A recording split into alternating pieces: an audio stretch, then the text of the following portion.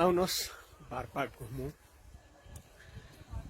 यो नेपालको गण्डकी प्रदेशमा पर्ने गोर्खा जिल्लामा रहेको बारपाक बजार, जहाँ बारपाक चाहिँ यो 72 सालको विनाशकारी भूकम्पको केन्द्रबिन्दु पनि हो। त्यहाँ आइपुगेको छु अहिले म।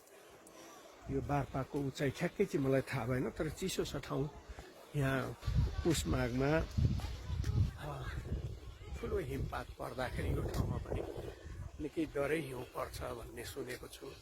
यो पछाडि ब्याकग्राउन्डमा देख्नु भएको छ यो स्मृति पार्क, भूकम्पबाट मृत्यु हुनेहरूको स्मृतिमा बनाइएको पार्क रहेछ यो। आज यहाँ आउने साइज जुरेको छ, यो बारपाक बजारमा आउने साइज जुरेको छ। गोर्खा जिल्ला आफैमा ऐतिहासिक जिल्ला हो। यहाँ अब हामीले नेपाल र नेपाली भनेर आफूलाई जुन गौरव गर्छौँ, त्यो नेपाल एकीकरण यही गोर्खा जिल्लाका तत्कालीन राजा पृथ्वीनारायण शाहबाट भएको थियो। र पृथ्वीनारायण शाहको दरबार चाहिँ त्यो बेला गोर्खामै हो।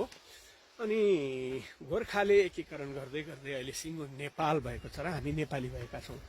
कति ठाउँमा इन्डियाको कुना काप्चा या अन्य देशमा घुम्दाखेरि हामी नेपाली भन्दाखेरि नचिन्ने पनि गर्छन्।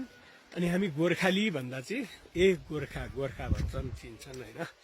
त्यसो हुँदा यो गोर्खा जिल्ला चाहिँ नेपालको एउटा ऐतिहासिक हाम्रो धरोहर, हाम्रो राष्ट्र र राष्ट्रियता भनेकै गोर्खा जस्तो निकै महत्त्वपूर्ण जिल्ला हो यो। अब म यहाँ माथि एउटा भ्यू टावर छ भन्ने सुनेको छु। त्यो भ्यू टावरमा गएर अवलोकन गर्छु, अझै के देखिँदो रहेछ। यो मेरो पनि पहिलो पटक हो यो बारपाक चाहिँ।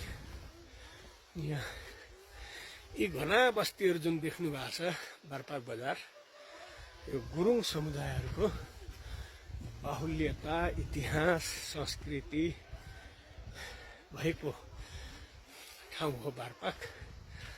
हस्, यहाँहरूलाई बारपाकबाट जय होस्।